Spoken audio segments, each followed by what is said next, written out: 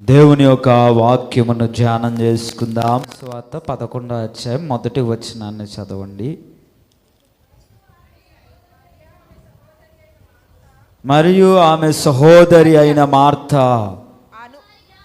అనువారు గ్రామమైన బేతనియాలోనున్న లాజరు అను ఒకడు రోగి ఆయను.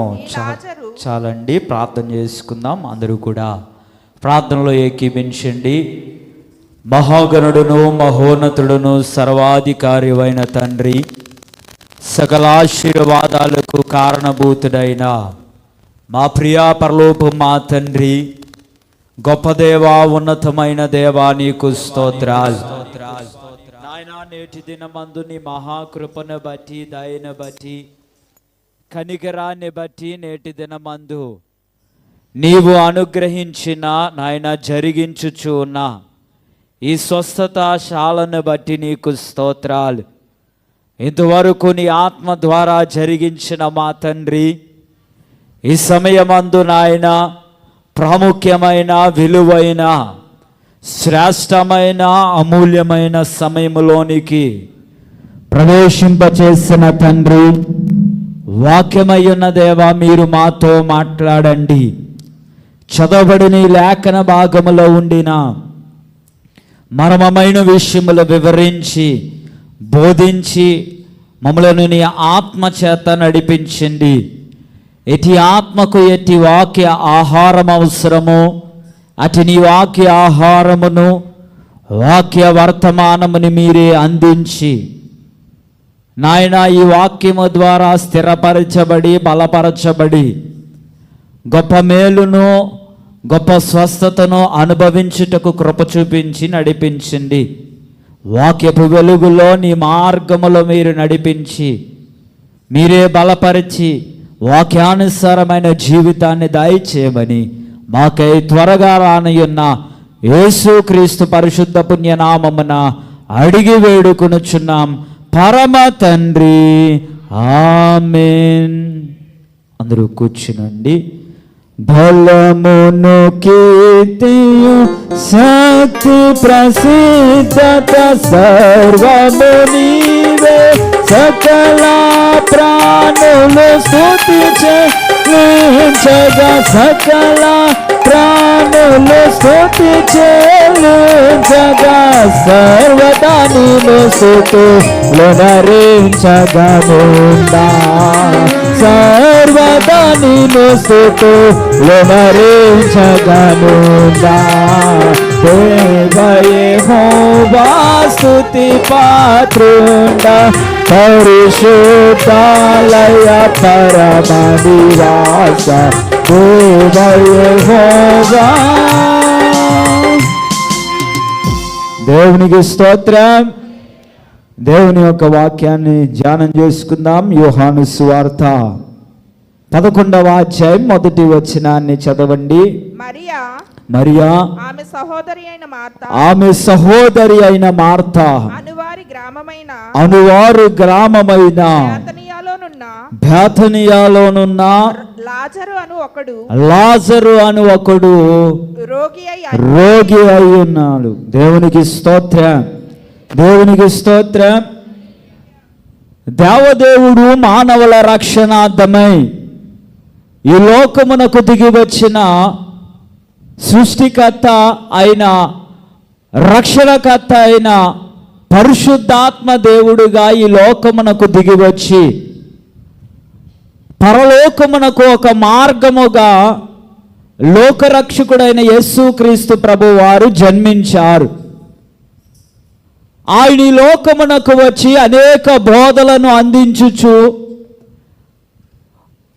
మానవుని యొక్క శరీర స్వస్థతను, ఆత్మీయ స్వస్థతను అనుగ్రహించిన వారిగా ఉన్నారు. దేవునికి స్తోత్రం. ఆయన చేసిన అనేకమైన అద్భుతాలలో ఒక ప్రాముఖ్యమైన, ఉన్నతమైన అద్భుతం ఏంటి అని అంటే, ఒక వ్యక్తి చనిపోయి సమాధి చేయబడి 3 దినములు గడిచిన తర్వాత యేసుక్రీస్తు యొక్క పిలుపును బట్టి అదే సమాధిలో నుండి ప్రేత వస్త్రములతో బయటికి వచ్చి ఉన్నారు. దేవునికి స్తోత్రం. అతడు పేరు లాజరు గారు. ఈరోజు నా భాగములో నుండి 7 విషయాలు మీతో తెలియపరచాలని ఆశపడుతూ ఉన్నాను. దేవునికి స్తోత్రం. ఆయన సన్నిధికి వచ్చిన మనము, ఆయన స్వస్థతశాలకు వచ్చిన మనము అనేక రోగములను బట్టి, అనేక కష్టములను బట్టి, అనేక ఇబ్బందులను బట్టి ఇక్కడికి వచ్చి ఉన్నాం. వచ్చి ఉన్న మనము ఇక్కడి నుండి వెళ్ళేటప్పుడు దేవుని కార్యాన్ని ఖచ్చితంగా అనుభవించే వెళ్ళాలి. దేవునికి స్తోత్రం. ఈ అనుభవించి వెళ్ళుటకు లాజరు గారి విషయంలో, మార్తా మరియమ్మ గారి విషయంలో వారు ఏ రీతి లక్షణాలు కలిగి ఉన్నారు, అట్టి అద్భుతాన్ని జరుగుటకు అనే విషయాలు మనం తెలుసుకోవాలి. ఎందుకనంటే మనమును అట్టి లక్షణాలు కలిగి ఉంటే దేవుని కార్యాన్ని ఖచ్చితంగా అనుభవిస్తాం. ఎందుకనంటే ఒక మనిషి చనిపోయి సమాధి చేయబడి మరలా అదే సమాధిలో నుండి సజీవుడిగా రావడం అనేది అసాధ్యమైన పని. దేవునికి స్తోత్రం.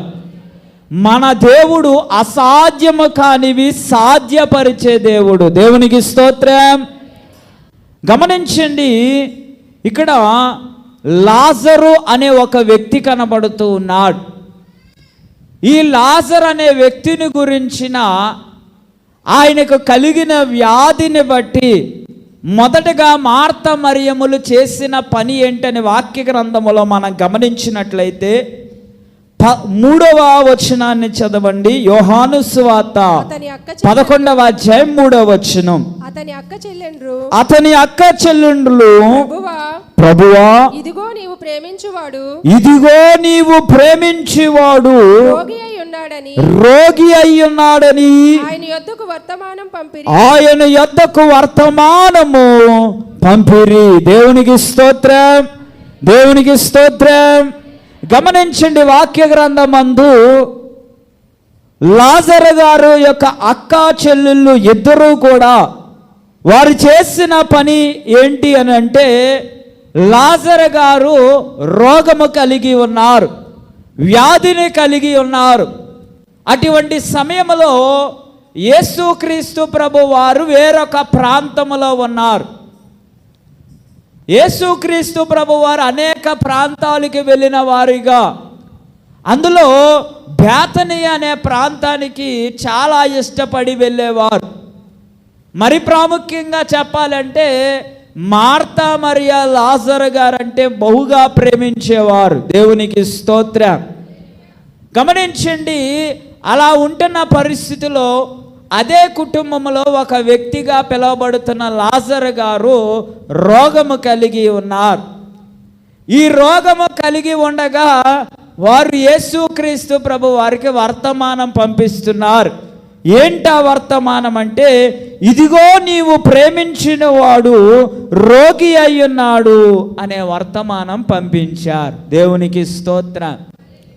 గమనించండి, మనకు ఏదైనా కష్టం వచ్చినా, ఏదైనా వ్యాధి వచ్చినా, ఏదైనా సమస్య వచ్చినా, ఏదైనా ఇబ్బంది వచ్చినా మనం చేసే పని ఏంటంటే దేవునికి తెలియపరుస్తాం. దాన్ని ప్రార్థన అని అనవచ్చు, మొరపెట్టడం అని అనవచ్చు. గమనించండి, ప్రార్థన చేసేటప్పుడు చేయవలసిన పని ఏంటనంటే, ఇక్కడ కేవలం వీరు చేసిన పనిని గమనించండి. ఏంటా పని అంటే, నీవు ప్రేమించిన వాడు రోగి అయ్యున్నాడు అని వర్తమానం పంపారు. గమనించండి, సమస్య వచ్చినప్పుడు ఆ సమస్యను దేవునికి తెలియపరచాలి. అంతవరకే మన పని. దేవునికి స్తోత్రం. చాలా సందర్భాల్లో మనం చేసే పని ఏంటనంటే, సమస్య చెప్పడమే కాదు, ఆ సమస్య ఎలా చేయాలో కూడా ఎవరికి చెప్తాం? మనం గట్టిగా చెప్పాలండి, దేవునికి చెబుతాం. సమస్యను తీర్చే ప్రతి పరిష్కారం ఎవరి దగ్గర ఉంది?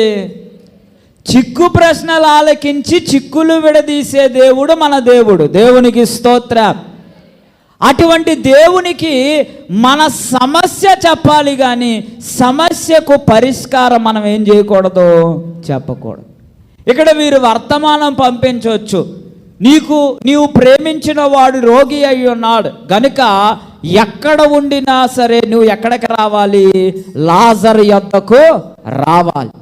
లేకుంటే మరొక మాట చెప్పొచ్చు, నీవు ఉన్న చోటే నువ్వు మాట సెలవివ్వు, ఆ లాజరు ఏమవుతాడు, స్వస్థపరచబడతాడు. ఇలా రకరకాలుగా చెప్పవచ్చు, కానీ వారు చేసిన పని ఒక్కటేనండి. ఏంటా పని అని అంటే వర్తమానము పంపుట, సమస్య దేవునికి తెలియపరుచుట. గమనించండి, మనం చేయవలసిన పని కూడా అదే. మనకి ఏ సమస్య వచ్చినా ఆ సమస్య దేవునికి చెప్పాలే, కానీ సమస్యకు పరిష్కారం మనం చెప్పకూడదు. ఉదాహరణకు మనం చేసే పని ఏంటి అని అంటే, ధనం అవసరం అనుకోండి, దేవుని సన్నిధికి వచ్చి అయ్యా నాకు ధనం కావాలి, నాకు ఆర్థికపరమైన సమస్య ఉన్నది, ఆ సమస్య తీరాలని ప్రార్థన చేస్తూ మనం చేసే ఇంకొక మాట ఏంటి, చెప్పే ఇంకో మాట ఏంటంటే, ఆ ధనం ఎవరి ద్వారా రావాలో కూడా, ఆ అప్పు ఎవరి ద్వారా రావాలో కూడా ఎవరికి చెబుతాం. గమనించండి, మన దేవుడు అడుగు వాటికంటేనూ ఊహించిన వాటికంటేనూ అత్యధికంగా చేసే దేవుడు. దేవునికి స్తోత్రం. ఆయనకి విడిచిపెడితే మనం ఊహకు అందని కార్యాలు చేస్తారు. గనుక ఈ స్వస్థతశాలకు వచ్చిన మనము చేయవలసిన పని ఏంటంటే, అంశ ప్రార్థన. మనకంటూ ఒక సమయాన్ని యాజకులు అనుగ్రహింపచేస్తారు, మీ అంశాలు దేవునికి తెలియపరచండి. ఆ సమయంలో మనం చేయాల్సిన పని ఏంటంటే, అయ్యా ఇదిగో నాకు ఈ సమస్య ఉన్నది, ఇదిగో నాకు ఈ రోగం ఉన్నది, ఇదిగో నాకు ఈ కష్టం ఉన్నది, ఇదిగో నాకు ఈ భారం ఉన్నదని ఎవరికి చెప్పాలి, దేవునికి చెప్పాలి. అంతేగాని దానికి పరిష్కారం మనం చెప్పకూడదు. ఒకవేళ పరిష్కారం చెబితే నీవు అడిగినది ఎప్పటికీ పొందుకోలేవు. దేవునికి స్తోత్రం. నయమాన్ అనే కుష్ఠరోగి ఉన్నాడు. స్వస్థపరచడానికి, స్వస్థత పొందుటకు ప్రవక్త ఇంటి వద్దకు వెళ్ళాడు. ప్రవక్త ఒక వర్తమానం పంపించాడు, ఇదిగో నీవు వెళ్ళి యోర్దాన్ నదిలో 7 సార్లు మొలగాలి, నీకు స్వస్థత కలుగుతాయి. ప్రవక్త విశ్వాసముతో వచ్చాడు, ప్రవక్త యొద్దకు వచ్చాడు.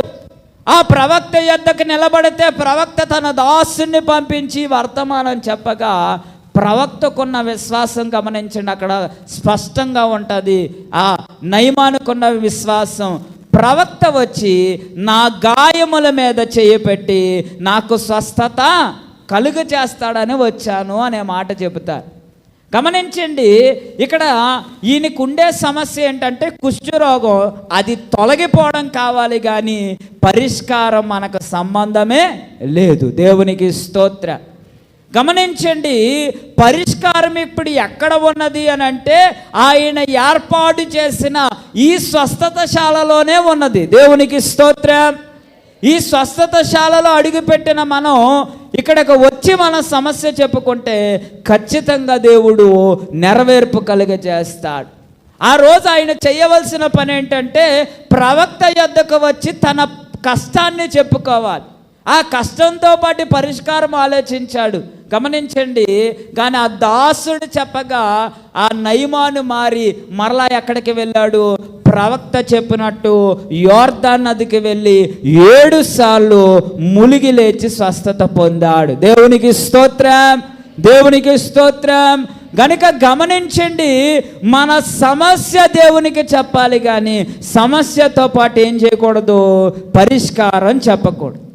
ఇక్కడ రోగి అయ్యున్న లాజరు గురించి దేవునికి యేసుక్రీస్తు ప్రభువారికి ఇటు వర్తమానం పంపించారు, ఇదిగో నీవు ప్రేమించుచున్న లాజరు గారు రోగి అయ్యున్నాడు. గమనించండి. అయితే వర్తమానం పంపిన తర్వాత యేసుక్రీస్తు ప్రభువారు వెంటనే అక్కడకు వచ్చారా అంటే ఆయన అక్కడికి రాలేదు. గమనించండి, కొన్నిసార్లు మనం దేవునికి మొరపెడతాం, దేవునికి తెలియపరుస్తాం. ఈ తెలియపరిచిన తర్వాత మనం చెయ్యవలసిన పని ఏంటంటే ఓపికతో కనిపెట్టాలి. దేవునికి స్తోత్రం, దేవునికి స్తోత్రం. గమనించండి, దేవుని ద్వారా కార్యం పొందేటప్పుడు అది ఎంత ఆలస్యమైతే అంత ఉన్నతమైన బహుమానమే ఏర్పాటు చేయబడుతుంది. దేవునికి స్తోత్రం. ఆలస్యమయ్యే కొలది మనం పొందుకునే ఆ దీవెన, పొందుకునే ఆ కార్యము చాలా ఉన్నతంగా ఉంటుంది. యేసుక్రీస్తు ప్రభువారు ఎంత ఆలస్యం చేశారనంటే గమనించండి, రోగి అయి ఉన్నప్పుడు వర్తమానం వచ్చింది, తర్వాత మరలా వర్తమానం వచ్చింది. ఏంటా వర్తమానం? అతడు చనిపోయాడనే వార్త. అప్పుడు కూడా యేసుక్రీస్తు ప్రభువారు వెళ్ళారంటే అప్పుడు కూడా వెళ్ళలేదు ఆయన. 3 దినాలు గడిచిన తర్వాత ఆ సమాధి యొద్దకు యేసుక్రీస్తు ప్రభువారు వచ్చారు. అంటే ఎంత ఆలస్యం అయ్యిందనంటే, వాస్తవం చెప్పాలంటే రోగి అయి ఉన్నప్పుడు వచ్చారు యేసుక్రీస్తు ప్రభువారు అంటే ఖచ్చితంగా రోగికి ఏం కలుగుతుంది? స్వస్థత కలుగుతుంది. అదే ఇప్పుడు చనిపోయాడన్న ఏదో కొంత నమ్మిక ఉంటుంది. ఇప్పుడైనా దేవుడు వస్తే ఏమవుతుంది? కార్యం జరుగుతుందా జరగదండి? గట్టిగా చెప్పాలి, కార్యం జరుగుతా. ఇప్పుడు పరిస్థితి ఏంటంటే సమాధి చేయబడింది, ఆ సమాధి చేయబడి 3 దినాలు గడిచాయి. ఇప్పుడు జరుగుతుందంటారా జరగదంటారా? గట్టిగా చెప్పాలి, గట్టిగా చెప్పాలని జరుగుతుంది. కానీ ఇక్కడ ఒక మానవుడిగా, విశ్వాసిగా పక్కన పెడితే, మానవుడిగా ఆలోచిస్తే ఆ కార్యం జరుగుతుందనే విశ్వాసం తరుగుతుందా పెరుగుతుందా? గట్టిగా చెప్పాలి, తరుగుతుందా పెరుగుతుందా? ఖచ్చితంగా తరుగుతుంది. గమనించండి, కానీ ఓపిక అనేది ఎంతైనా చాలా అవసరం. ఎందుకనంటే అబ్రహాము విషయములో ఇదిగో నీకొక కుమారుని నేను అనుగ్రహిస్తాను అని దేవుడు తెలియపరిచాడు. ఎప్పుడు ఆ కుమారుడు పుట్టాడంటే 100 ఏళ్ళు ప్రాయము గడిచిన తర్వాత ఒక కుమారుడిని అనుగ్రహించారు. దేవునికి స్తోత్రం. అంతవరకు అబ్రహాము ఎలా ఉన్నారు? విశ్వాసముతో ఉన్నాడు. అందుకనే బలహీనుడు కాక విశ్వాసమును బట్టి అతడు బలమును పొందుకున్నాడు అనే మాట కనబడుతుంది. దేవునికి స్తోత్రం. ఈ రోజున ఎదురు చూచే లక్షణాన్ని కలిగి ఉండాలి. ఆలస్యమైనంత మాత్రము అది నెరవేరవనవద్దు. కాలం పరిపూర్ణమైనప్పుడు ఖచ్చితంగా ఏమవుతుంది? నెరవేరుతుంది. దేవునికి స్తోత్రం. గమనించండి, ఈ రోజున ఈ స్వస్థతశాలలో 7 వారాలు, 14 వారాలు, 21 వారాలు మనం పెట్టుకుంటూ ఉన్నాం. గమనించండి, 7 వారాలు పూర్తయితేనే దేవుడు గొప్ప కార్యాన్ని చూపిస్తాడు. ఒకవేళ ఆలోచించండి, మొదటి వారంలోనే కార్యం జరిగిందనుకోండి, మిగతా 6 వారాలు వస్తారా రారా? గట్టిగా చెప్పాలండి, నాకు తెలిసినంత వరకు కూడా రావడం అనేది చాలా కష్టం. ఒకవేళ ఆలస్యం అవుతుందనుకో, 7 వారాలు ఉన్నాయి కదా, 7 వారాలు ఎదురు చూద్దాం, అప్పుడు ఒక నిర్ణయాన్ని తీసుకుందామని కష్టపడో ఇష్టపడో ప్రయాసపడో 7 వారాలు ఖచ్చితంగా ఏం చేస్తారో ఏకీవిస్తారు. దేవునికి స్తోత్రం. ఇక్కడ గమనించండి, వర్తమానం పంపించారు. ఈ వర్తమానం పంపించిన ఈ సమయంలో యేసుక్రీస్తు ప్రభువారు రావాలి, కానీ ఆయన ఇంకా అదే ప్రాంతంలో ఉన్నారు. కానీ బేతనియాకు అతను రాలేదు యేసుక్రీస్తు ప్రభువారు. సమయం గడిచిపోతుంది, మరలా వర్తమానం వచ్చింది. ఏమని వర్తమానం అంటే, రోగి అయ్యున్న లాజరు గారు చనిపోయారనే వర్తమానం. అయినప్పటికీ అక్కడే యేసుక్రీస్తు ప్రభువారు ఉన్నారు, కానీ ఆ ప్రాంతమునకు రాలేదు. ఎందుకు ఆయన ఆలస్యం చేశాడనంటే, గమనించండి, అదే భాగములో ఒక మాట కనబడుతుంది. యేసుక్రీస్తు వారు ఆలస్యం చేస్తున్నారంటే కేవలం నిన్ను ఒక్కరినే కాదు, నీకు కార్యం జరుగుట, అనేకులకు దేవుని యందు విశ్వాసం కలిగించుటకు, అనేకులకు దేవుడు నిన్ను బట్టి ఆశీర్వాదం కలుగ చేయటకే ఆలస్యం చేస్తారు. దేవునికి స్తోత్రం, దేవునికి స్తోత్రం. గమనించండి ఒకసారి 45వ వచనాన్ని చదవండి. 45వ వచనం. కాబట్టి మరియా యొద్దకు వచ్చి ఆయన చేసిన కార్యమును చూచిన యూదులలో అనేకులు ఆయన యందు విశ్వాసముంచిరి. చాలండి. ఇక్కడ ఆలస్యం ద్వారా అక్కడికి వచ్చిన యూదులలో అనేక మంది ఆయన యందు ఏముంచారంట? కారణం ఏమై ఉన్నది?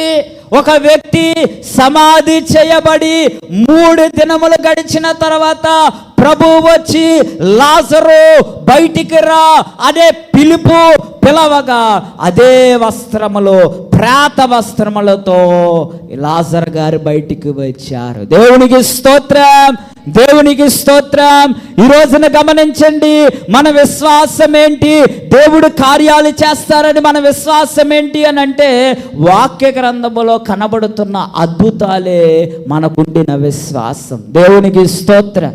ఆయన కుంటివారిని, మోగవారిని, గుడ్డివారిని, పక్షవాత రోగము కలిగిన వారిని, కుష్ఠు రోగులను మాట ద్వారా, చూపు ద్వారా, హస్తము ద్వారా, వస్త్రము ద్వారా స్వస్థపరిచారు. దేవునికి స్తోత్రం.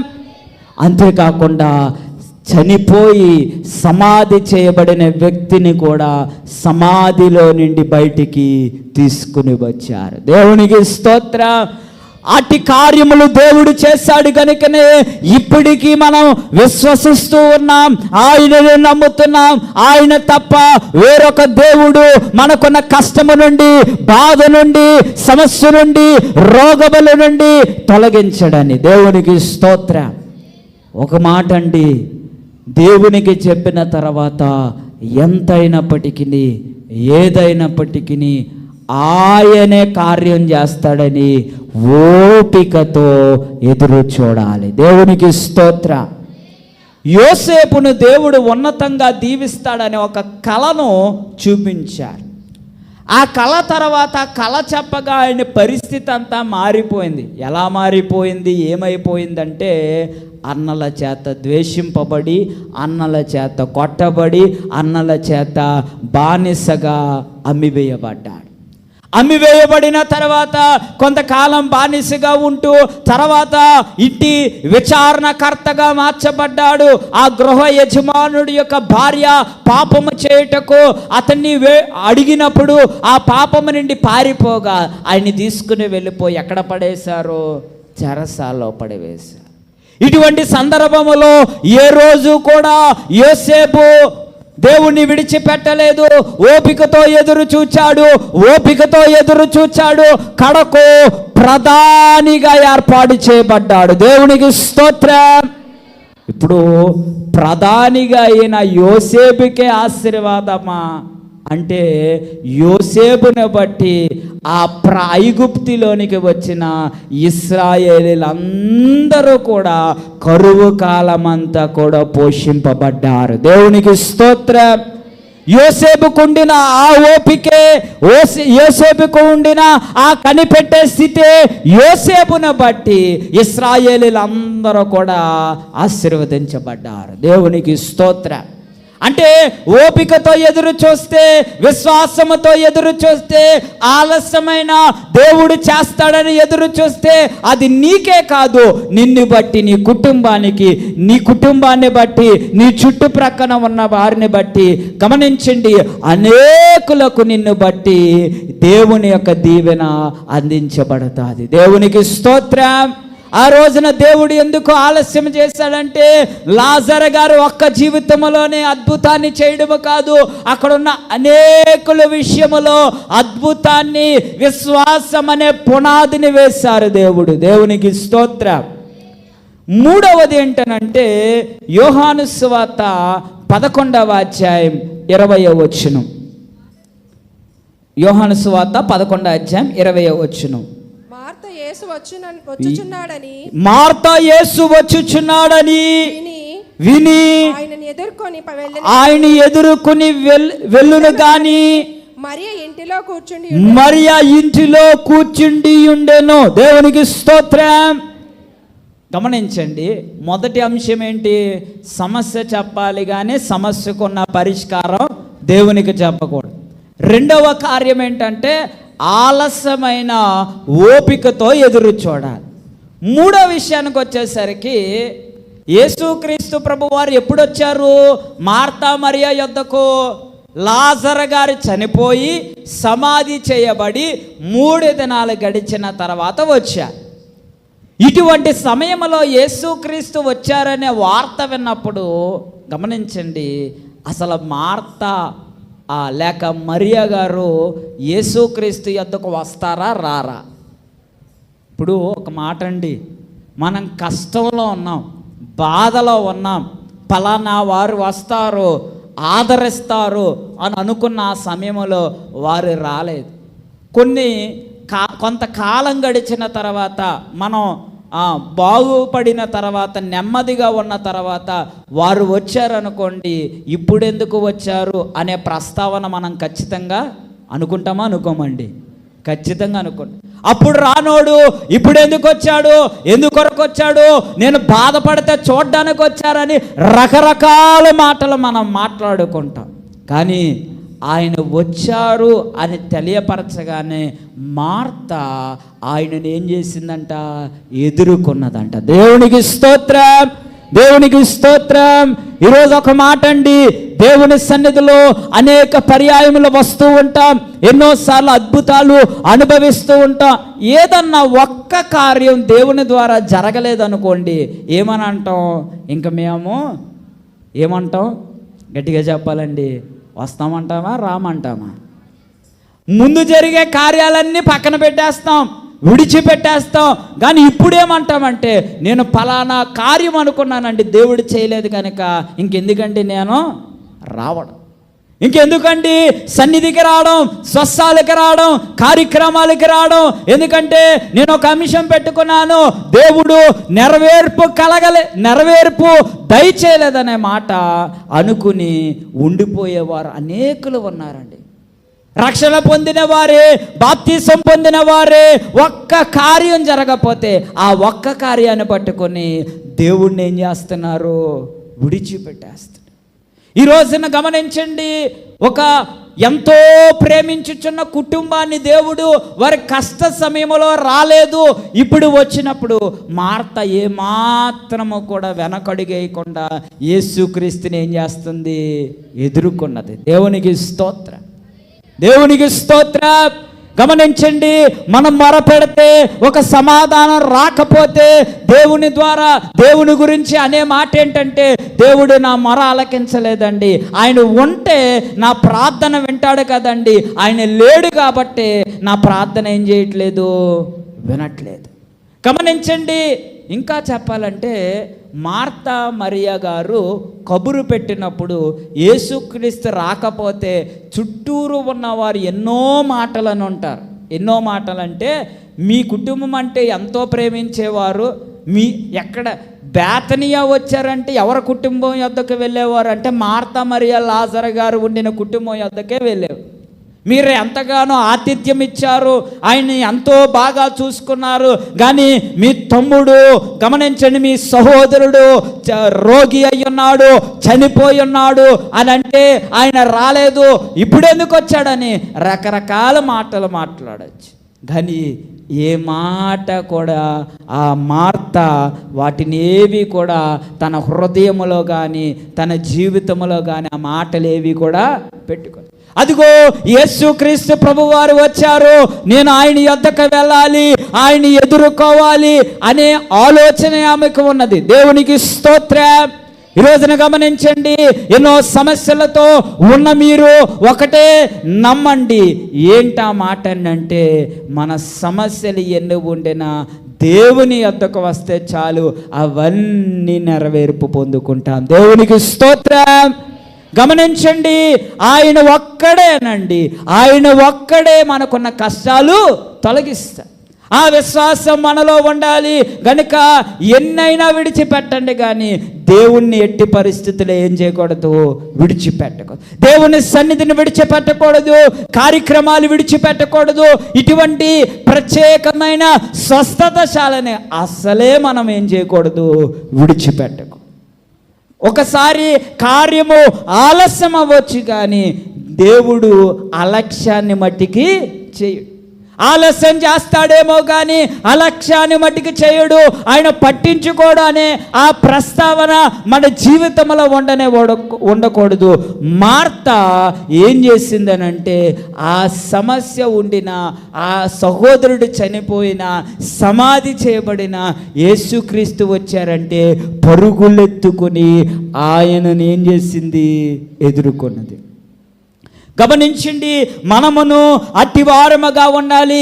ఒకటి, సమస్య రాగానే ఆ సమస్యను దేవునికి తెలియపరచగాలి, కానీ పరిష్కారాన్ని దేవునికి చెప్పకూడదు. రెండవది, ఆలస్యమైనప్పుడు ఓపికతో కనిపెట్టాలి. మూడవది, ప్రభువుని ఎట్టి పరిస్థితుల్లో మనం విడిచిపెట్టకూడదు. ఆయన విడిచిపెట్టామంటే గమనించండి, ఇంతవరకు పొందుకున్నవన్నీ కూడా ఒక్కొక్కటిగా మనకు తెలియకుండానే అన్నీ మనం ఏమైపోతాం, కోల్పోతాం. గమనించండి, ఒక రాజును గురించిన ఒక మాట ఉంటుంది. ఉజియా రాజు దేవుణ్ణి ఆశ్రయించినంత కాలం వర్ధిల్లాడు. స్థిరపరచబడిన తర్వాత దేవుణ్ణి విడిచిపెట్టాడంట, మనసును గర్వించాడంట, తానే గొప్పవాడిగా అనుకున్నాడు. చివరికి కుష్టు రోగాన్ని తెచ్చుకున్నాడు. అంటే గమనించండి, రోగం వస్తుందో కష్టం వస్తుందో అని నేను చెప్పట్లేదు, కానీ ఎల్లప్పుడూ మన దేవుడితోనే మనము ఉండాలి. అది ఎంతైనా మనకు దీవెన, అది ఎంతైనా మనకు ఆశీర్వాదం. గమనించండి, ఆయన ఎంత గొప్ప దేవుడు అని అంటే, వాక్యములో ఒక మాట ఉంటుంది, మేము నీళ్ళలోని లుప్పుల్లోని పడితిమి, అయిడును నీవు సమృద్ధి గల చోటులకు మమ్మను నడిపించితివి. దేవునికి స్తోత్ర. నీళ్ళలో పడిపోవచ్చు, నిప్పులలో పడిపోవచ్చు, దేవుడు నీతో ఉంటే కడకు మనలను సమృద్ధి గల చోటుకే నడిపిస్తా. షడ్రక్ మేషక్ అబేద్నెగోలు అగ్నిగుండంలో పడవేయబడ్డారు, కానీ ఆ అగ్ని వారికి ఎటువంటి హాని చేయలేదు, ఎందుకంటే దేవుడు వారికి తోడై ఉన్నా. ఇశ్రాయేలీయులు ఎర్ర సముద్రంలో నడిచారు, కానీ నీటి వల్ల వారికి ఏ హాని కలగలేదు. వారి వెనక వచ్చుచున్న ఐగుప్తీలందరూ, ఆ సైన్యం అంతా అదే నీటిలో ములిగి నశించిపోయారు. కనుక ఎట్టి పరిస్థితుల్లో మనము ఎవరిని విడిచిపెట్టకూడదంటే దేవుణ్ణి విడిచిపెట్టకూడదు. కష్టం వచ్చినా, బాధ వచ్చినా, సమస్య వచ్చినా, ఇరుకు వచ్చినా దేవుణ్ణి ఎట్టి పరిస్థితుల్లో ఏం చేయకూడదు. ఈ రోజున కష్టం లేనివాడు, రోగము లేనివాడు, ఇబ్బందులు లేనివాడు, సమస్య లేనివాడు ఒక్కరి కూడా ఉన్నారా లేరా అండి? గట్టిగా చెప్పాలండి, లేరు. కనుక గమనించండి, దేవునిని ఎల్లకాలము, జీవిత కాలము ఆయనను అసలు విడిచిపెట్టకూడదండి. చాలామంది అంటూ ఉంటారు, విశ్వాసులుగా ఉన్నవారు, మా కుటుంబం అంతా అన్యులండి, దేవుణ్ణి ఎరగని వారండి, మాకే ఇలా జరిగితే అనగా మాకే ఈ కష్టాలు వస్తే వారి ముందు మేము ఎలా నిలబడతామండి అని. ఇప్పుడు మార్తా మరియమ్మ గారికి వచ్చిన కష్టం మనకు వస్తే మనం అసలు నిలబడతామా లేదా అనే ప్రశ్న వేసుకోవాలి. మార్తా మరియమ్మకు వచ్చిన కష్టములో కూడా దేవుడు వచ్చారు అనే వర్తమానము రాగానే ఆ ఇంటిని విడిచిపెట్టి, ఆ బాధను విడిచిపెట్టి పరుగులెత్తుకుంటూ ఎక్కడికి వచ్చారు? దేవుని వద్దకు వచ్చారు. గమనించండి, ఈ రోజున కొంతమంది దేవుని సన్నిధికి రారు. ఎందుకు రారు అని అడిగితే, ఈ రోజున మనసేమి ఇంకా నాకు బాగా కష్టం ఉందండి, అందుకనే నేను ఎక్కడికి రాలేదు. అసలు కష్టంతో ఉంటేనే ఎక్కడికి రావాలి?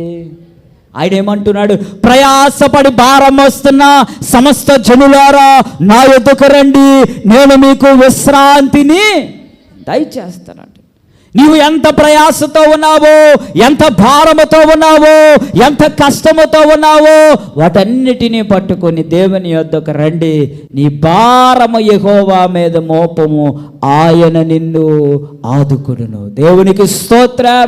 ఆదుకునే దేవుడు ఈ శాలలో ఉన్నారు, ఈ స్వస్థత శాలలో ఉన్నారు కనుక ఈ శాలలోకి రావడం ద్వారా దేవుని యొద్దకు రావడం. దేవునికి స్తోత్రం.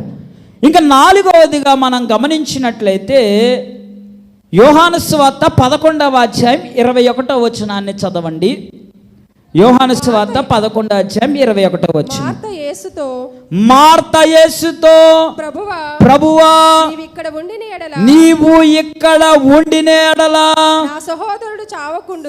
నా సహోదరుడు చావకుండును. దేవునికి స్తోత్రం.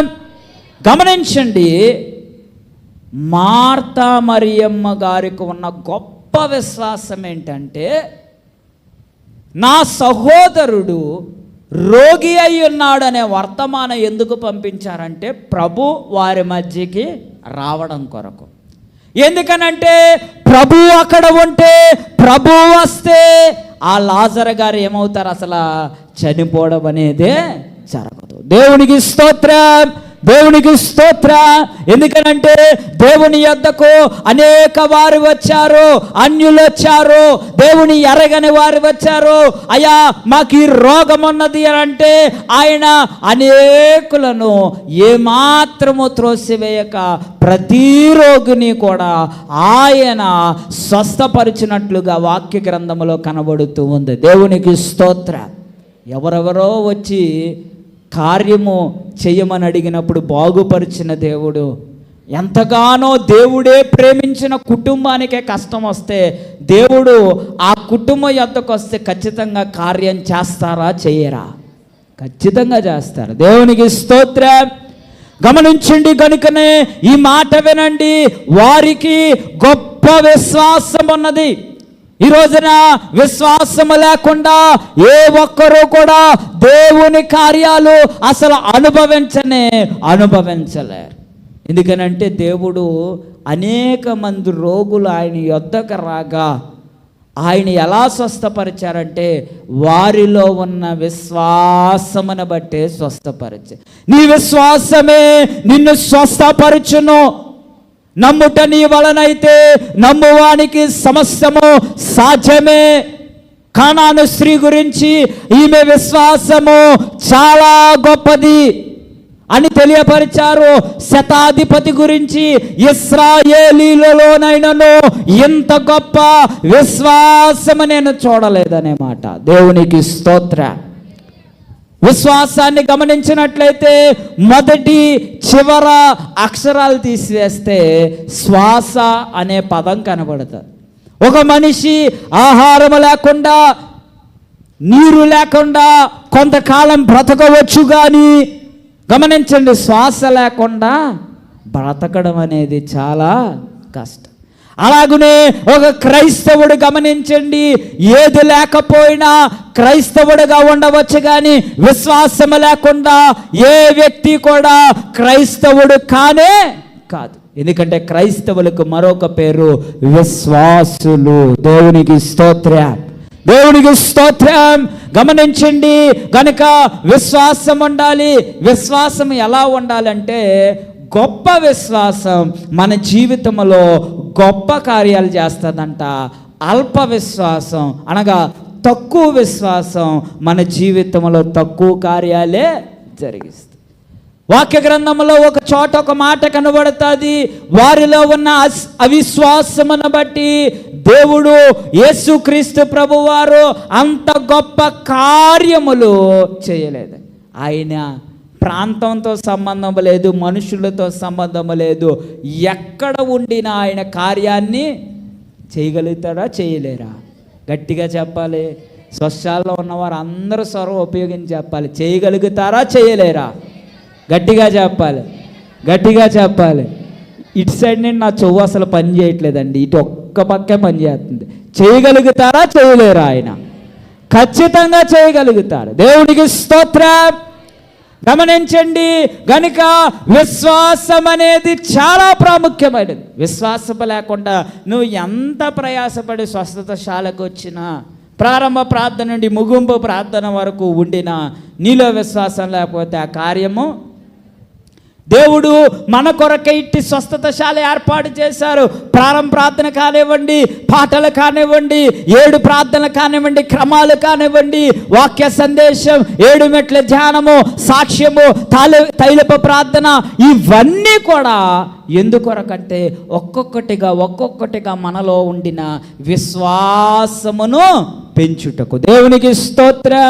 ఇందులో ఏ ఒక్కటి మనం విడిచిపెట్టినా, ఏ ఒక్కటి వెళ్ళొచ్చులే, వెళదాములే, ఆఖరిలోనైనా వెళితే సరిపోద్దులే అని అనుకుంటే మన విశ్వాసం తగ్గుతున్నట్ట పెరుగుతున్నట్ట?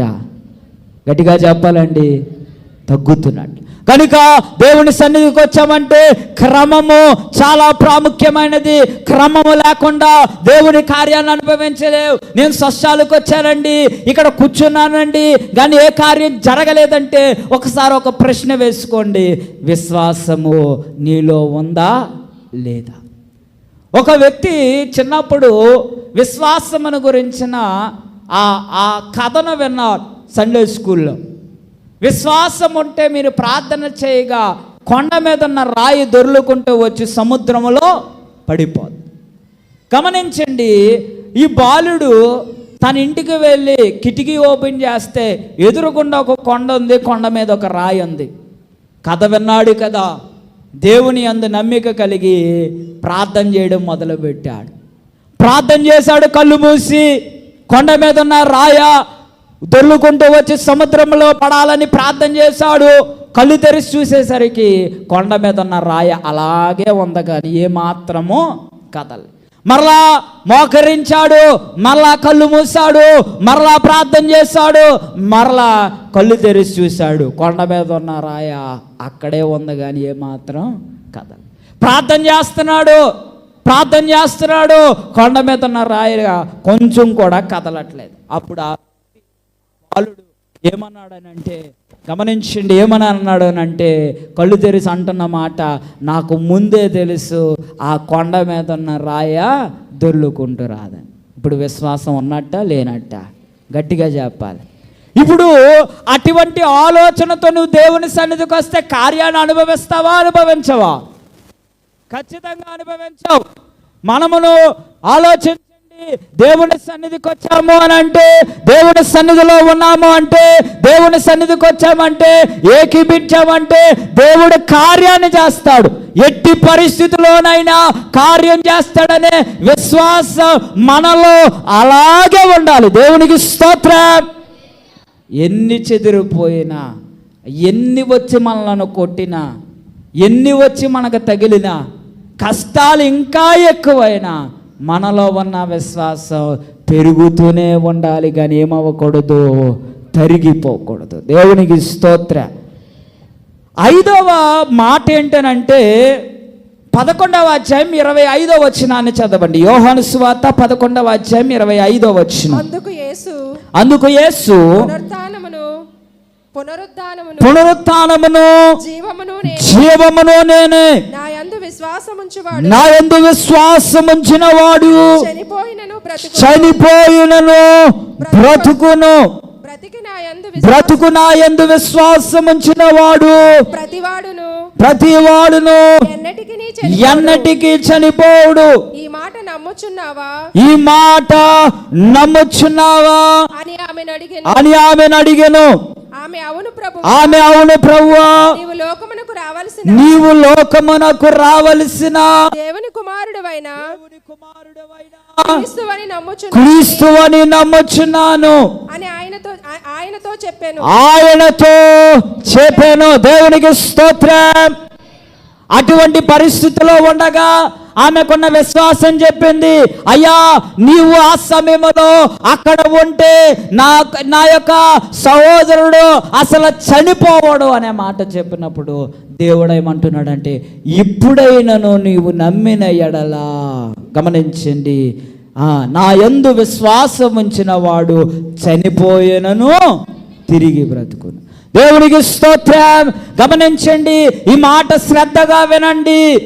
దేవుడు ఏం చేస్తున్నాడనంటే, ఆమెకున్న విశ్వాసం కేవలం దేవుడు అక్కడ ఉంటేనే జరుగుతుందనే ఉండే విశ్వాసాన్ని దేవుడు ఏమంటున్నాడంటే, ఆయన ఎప్పుడైనా ఎక్కడైనా ఎలా ఉండినా సరే ఆయన యందు విశ్వాసం ఉంచితే ఖచ్చితంగా కార్యం చేస్తారు. దేవునికి స్తోత్రం.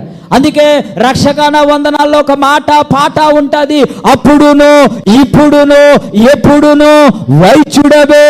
దేవునికి స్తోత్రం.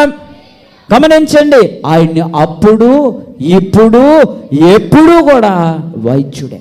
ఆయనకు అసాధ్యము కానిది ఏది లేదు. అంటే ఐదవదిగా చెప్పబోయే మాట ఏంటనంటే, దేవుడు చెప్పే మాట నువ్వు శ్రద్ధగా వినాలి.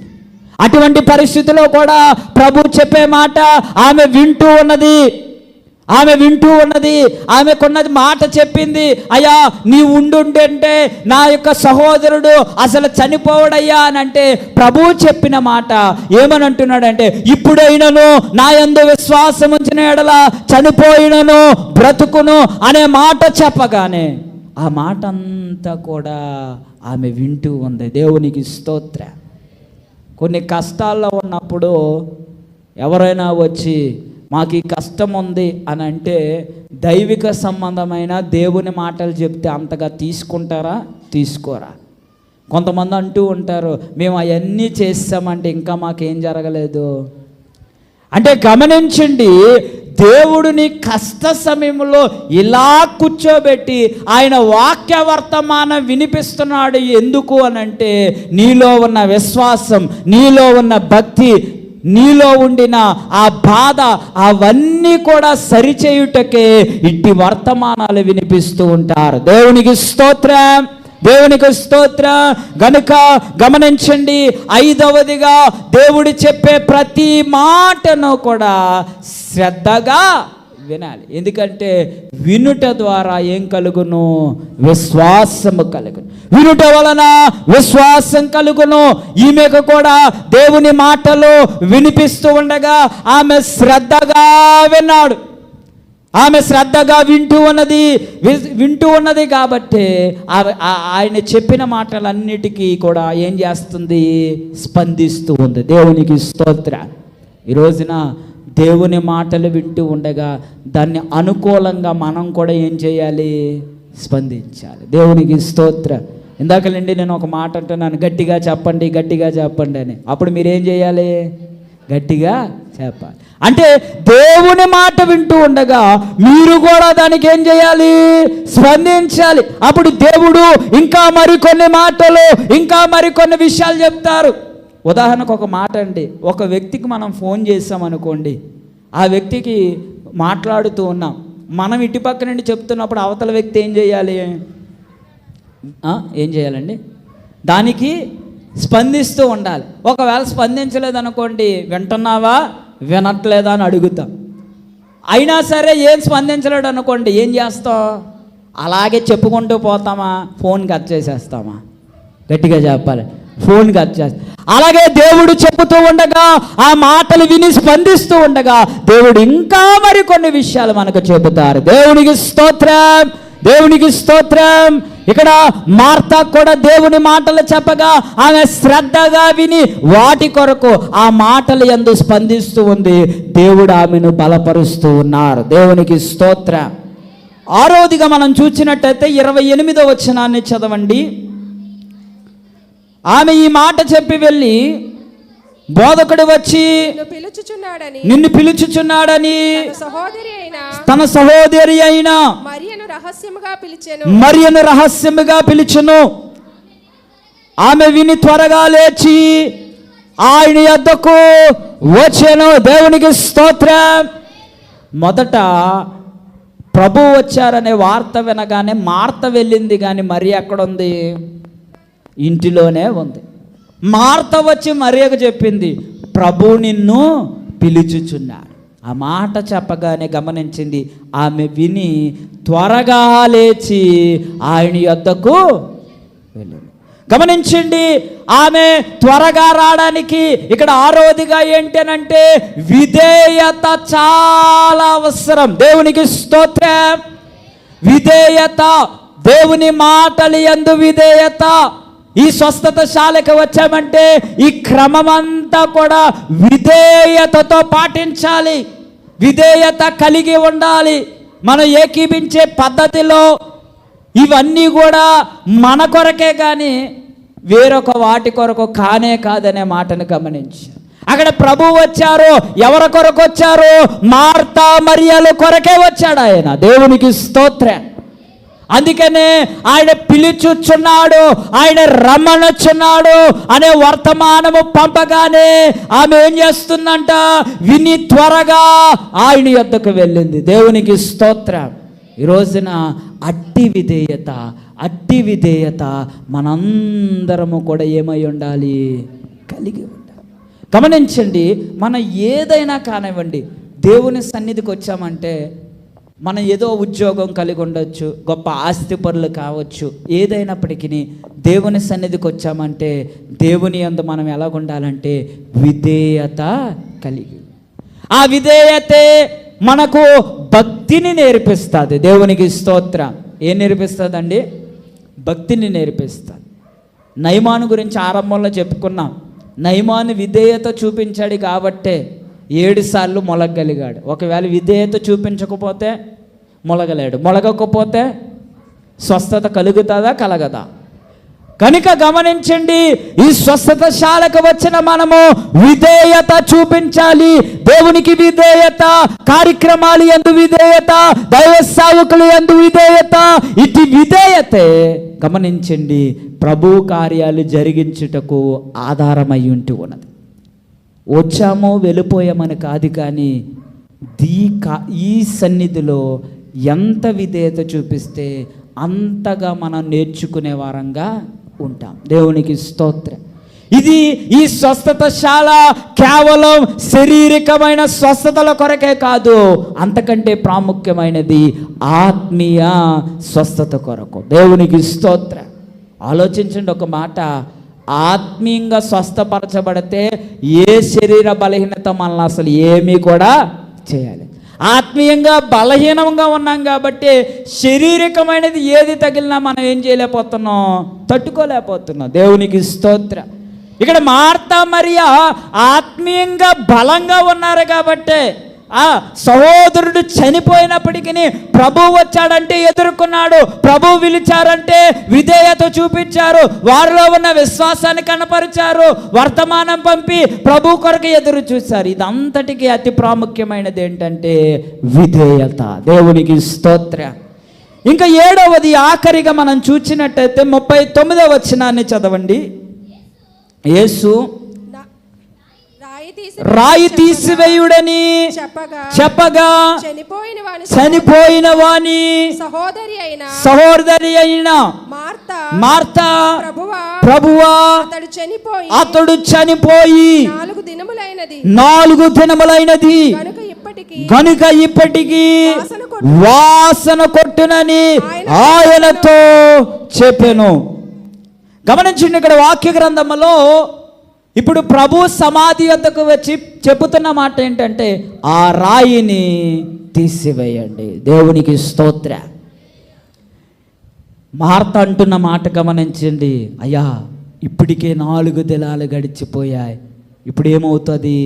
వాసన కొట్టుచు ఉన్నది, వద్దనే మాట చెబుతుంది.